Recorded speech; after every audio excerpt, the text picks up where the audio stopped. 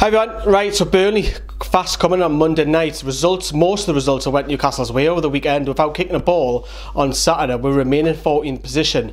Yes, you might say Palace have got a good point away at Old Trafford.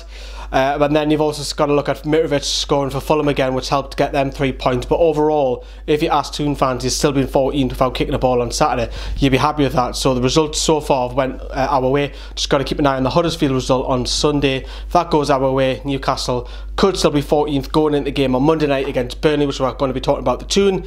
And if Newcastle win, they could jump up one position. If they get beat, they could drop another position. Depending on Huddersfield, it could be 2 positions. But the main thing, as you would have seen in Rafa's press conference, is no Paul Dummett.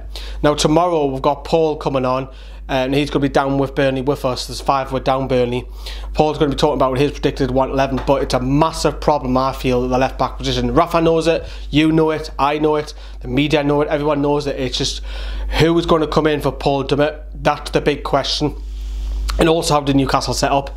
So does Rafa, the most logic one for me would switch it to a wing back system, and that allows Jamal Lascelles to come back in it. You keep Shaw, you keep Fernandez, and there's your 3 sorted. Yedlin is your right wing back, and then you put Kennedy to your left wing back, which, if Shelvey is back, allows Giamé, Shelvey and Key to play in midfield. That's what I would personally go for. Do I think Rafa will go with that?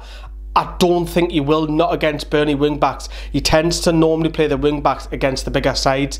So, unfortunately, I do think it'll be Javier Manquillo will come in at left-back, or it'll be Kieran Clark. I think it'll be one of those 2. I'd love to be proved wrong. Let us know what you lot think in the comments box, but that's what I think we're going to go with.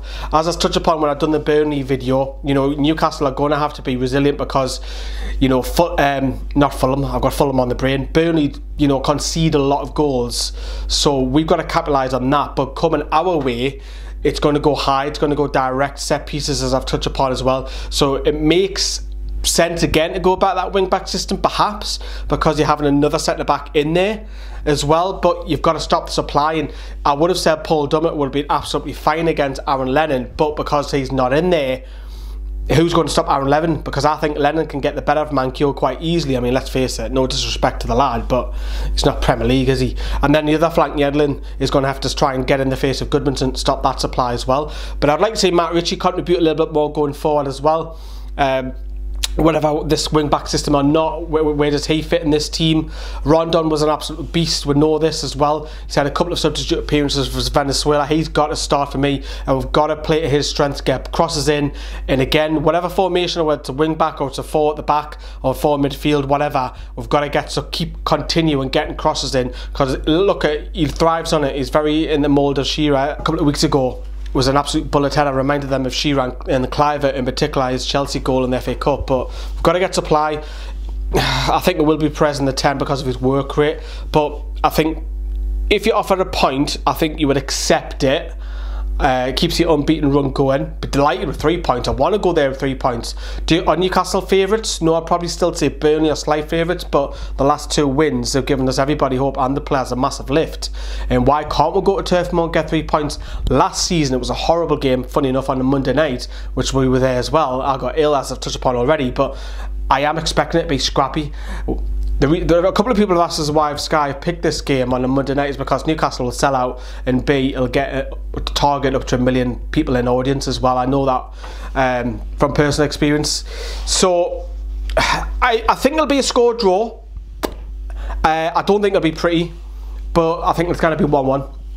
And I think Newcastle just got to be wary. I think we've just got to keep the ball. I personally think we've got the better ability on the ball, but I think Burnley have a lot more strengths than what we have going forward.